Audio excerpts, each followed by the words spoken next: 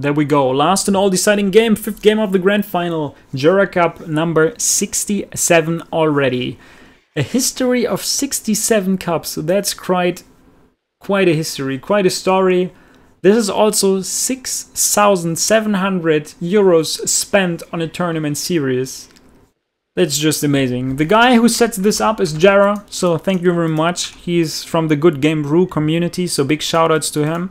Besides that, we have 2 players who go at it and fight for that 100 euro prize.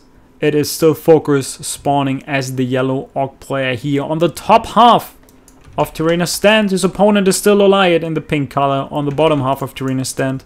Both opening up with usual build orders. Altar of Elders with that Ancient of War in the Moonwell. On the other side, Altar of Storms with that Barracks and the Borrow, of course. More peons are coming. This should be the 1 borrow tech again. FoCuS is kinda like committed to that and he's doing it all over the place. So 1 borrow tech is probably coming here on Terenas stand as well. And usually I would say this is a good or at least decent map for Night Elf. You can pull off you can pull off crazy stuff here. You can easily creep with Ancient of Wars, like all over the place, mercenary camps, laboratories. You can even creep the laboratory with a Wisp and a Shredder. Like you just hire the Shredder, repair it as soon as you get it, and he creeps the entire camp without you being there. That is just amazing. So Terenas stand is at least a decent to good Night Elf map. And for the orcs, I don't really know how this unfolds here on Terenas stand, but you also have a few camps that you can fall back into and creep your TC or Shadow Hunter. You have a chance of a Tomb of Experience at the natural expansion that can change the game. You can also get like Vampiric Aura there. You can get mana potions at the mercenary camp or greater healings at the mercenary camp. You have quite a few camps to stack your Blade Master really well. So in general, I would say there's like quite some room for the orc to scale into the later stages of that game. He wants the kill on the Wisp, gets that one, is not even going for some creeping, is not even setting up a Voodoo launch, immediately wants to go and be aggressive and in the face of the Night Elf player. Blade Master's already out, Grunt is following his footsteps, 2nd borrow is coming. We see that LawLiet is still creeping this spot with the beautiful Lightning Shield pull here, damaging everything down to 1 hit from dying. Now the Demon Hunter picks up on that. He bought a circlet already at the shop. This is the reason why the Sasquatch and his friends, the Forest Trolls, are coming along. Picks up that Apprentice Wizard. And yeah, he denied that circlet as well for the Blade Master, because the Blade Master was also going for that. And now we're gonna see that he wants to steal the Renegade Wizard. And this is something that I also have rarely seen, but I'm also not a main race orc player, so this is questionable if this is normal or not. But the Grunt tanks up quite some hits from the creeps. The Blade Master should be able to kill the Renegade Wizard, but he drops lower and lower, lower and lower. And as I said, goodbye first hero in all deciding in 5th game. This is something that you don't want to see, but as it seems, these Korean guys like to lose their level 1 heroes in the start of the game. I'm surprised that the Grunt is still alive, but whatsoever. Why wouldn't you lose your Blade Master every now and then? It's a beautiful hero to die and put him in a grave. So, thank you very much. Demon Hunter now looking forward to find some more creeps. And he's going for that Apprentice Wizard level 1 that drops the item. It's a Cloak of Shadows, that's the great one. He decides to finish up the remaining ones as well. 1 Grunt is idling here. He's having like his own good picnic and having a good time in the forest. He's like, zoop zoop, what's happening here? What's going on? We took a blow, but we're gonna come back even stronger. Or was this a facepalm? I think I've just seen a facepalm here. So this definitely deserves somewhat of a facepalm. There's an entrance that is not supposed to be an entrance, I feel, but yeah. That's also walled off with that beautiful archer hidden there. Now Dust of Appearance is being used. That borrow is not repaired yet, so he should probably start with that, and FoCuS is doing it, of course. That archer is buying quite some time, so that the Blade Master needs to kill that one. At least the Blade Master got the experience before dying. That's something that's great. That borrow is dropping lower and lower, but it will not die and will force the Staff of Teleportation. That level 1 evasion is doing its magic. A few hits every now and then will be blocked. Demon Hunter stays here a little longer to have a good time, chill with his friends. Is now staffing out. It's like, goodbye, I will be back. And is now going back inside his main base. Healed up again. Drops the circlets before healing, of course. It's not tech. Oh, actually, that tech is a little later. Or maybe it's just the 1 borrow tech that's super fast. Blade Master now going back. He's like, guys, I have to talk to you. I lost an item down there. I think it was a Lionhorn of Stormwind. He's like, guys, I'm back. This time for real. I will just pick up that. Leave me alone. Yeah, I'm gone. And now he runs away. Beastmaster is coming. Quillbeast, the first one, is summoned. Demon Hunter is coming from the top way. There is like one peon in the way to actually make sure that this Demon Hunter is not going completely crazy. Yep. And the...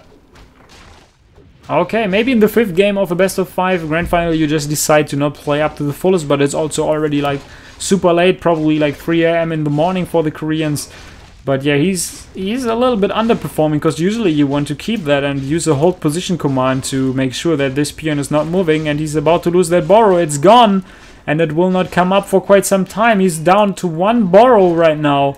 That Beastmaster wanted to hide, but there's no place to hide for you, my friend. This one dies, level 2 for the Blade Master. And yeah, if he would have only had that level 2 a little sooner, a few critical strikes would probably kill that Beastmaster faster. Tier 3 is already started for the Night Elf player. He gets both of the Ancient of Winds. Beastmaster is being revived. Demon Hunter is coming back and he's looking for a few more borrow kills. Get that one. He's probably getting the other one as well. Yep, there you go. Yeah, Demon Hunter free reign over that main base. FoCuS maybe already face palming in real life, questioning that he's not holding position with the peon there, or like even creating that base. It's a major mistake that you have like multiple entrances, and he's the one that is basically like the best kind of guy to design bases with only one entrance. Sets the Lionhorn of Stormwind because he feels that this one is not changing the game for him, and that some more additional resources will probably be a better investment. And I really share that thought. And yeah, if you give that kind of an opening to a Night Elf player, he should usually be able to transition really well into his Talon play and crush you under 15 minutes. But it's still FoCuS. It's still a player that can come back and create comebacks, because he will punish you whenever you overextend. And he tries to come back into that game. He gets the 2nd borrow, which doesn't give him all that much. He will be able to create 1 Raider. That 3rd borrow is dying. He gets another borrow on top here. 2 Quillbeast, Beastmaster, and Demon Hunter is still in the main base of the Orc player. That beautiful architecture of that main base allows him to have free reign over everything. There's no Staff of Preservation, which is questionable. He loses his 2nd hero for the 2nd time? 3rd time? I think it was the 2nd time. He's now going for that borrow because he cannot attack the other one that is still in production, but he's doing quite some damage here. Is he going to use that Staff of Teleportation? Then he should use it soon, but he uses the healing potion to stay there longer, and he kills that borrow again.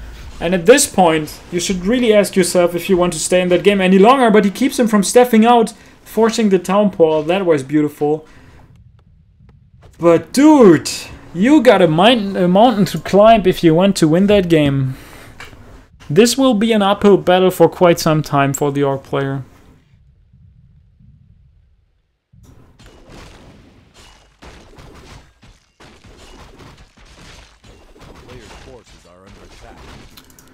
He's now trying to catch up, like, or maybe create somewhat of a level advantage so that he can have like superior levels and maybe compensate the lack of units.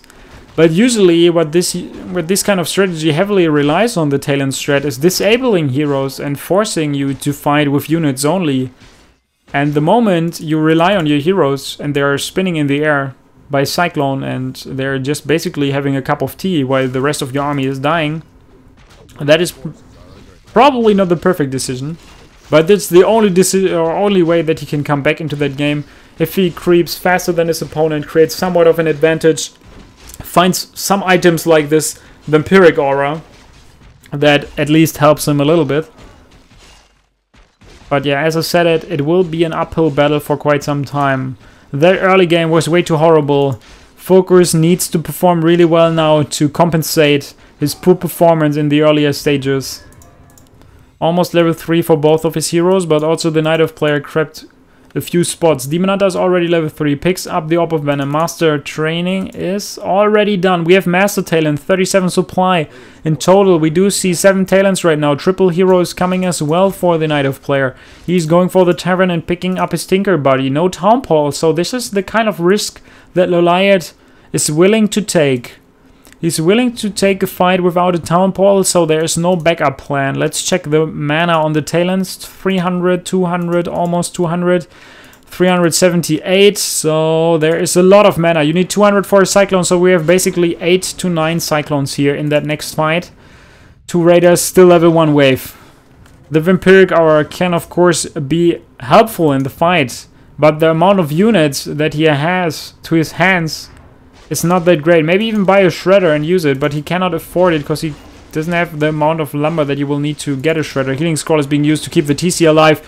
The units are still fighting against the heroes, and if there's one way of coming back into a Warcraft game, it's the hero kill. But this is something that will not be granted. He doesn't even have the upgrade on the Spirit Walkers yet, because he was so late on that.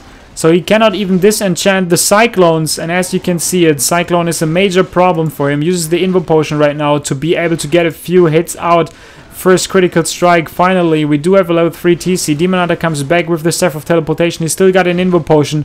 Few units are still in the air here. The Spirit Walkers are being attacked by the Talents. As soon as he gets them killed, he will be in a fantastic spot. That Spirit Walker was looking forward to hire a Zeppelin, but he needs 60 wood and he only get 40 wood, so he cannot get it. The lack of wood is causing so much trouble for him, and now he's fighting without the TC. He starts to revive it. It's the last game of that best of 5. Whoever wins that takes 100 euro of prize money to his bank account, and Sunday turns out to be a great day for you. At least 100 bucks. It's a nice pay for that tournament here. Looks really grim. Another Spirit Walker dies from the magic shot. There's no more Invo Potion, but there's still plenty of Cyclone. You can see it, the Blade Master spinning in the air. I think FoCuS is also slowly realizing that this game is probably over. Demon Hunter was about to surround the Blade Master there with the Fairy Fire. He takes so much damage from the blows of the Demon Hunter. With that Orb of Venom, the Claws of Attack +6, the 2 Circlets, he's at +15 damage. Raiders are super low, Blade Master is super low, Invo Potion is being barred, and now he wants to go for the kill. Probably he wants to go for the kill on that Demon Hunter. He uses that Invo Potion before he got the what is it called? The back damage? No, what else? The damage that you get when you use a Windwalk, what is that called? Backtrack? No, it's not Backtrack, that's not Dota. Blade Master super low, about to die, use another healing potion to stay alive. I'm even losing my words. I'm stumbling over my own words because I'm realizing that this game is way down the drain. It's over, mate. I don't see a comeback scenario being created. He didn't get the kill on the Demon Hunter, and this one still got a healing potion. TC is coming back, maybe with a lucky wave. Do it! Wow, the 2 Boros are fighting for him, but this is not changing anything here. The Demon Hunter is chasing the Blade Master. Blade Master running to the shop. Probably there's no more healing potions available because he used a couple of them. There's still a wave. He's still got a wave that he can use. He's using that one right now, but this is not enough to kill that hero. Uses healing, but he is about to die against the Pocket Factory. Blade Master dying against the Pocket Factory, and this should be the final nail in the coffin. LawLiet takes it, 3-2, and this is over.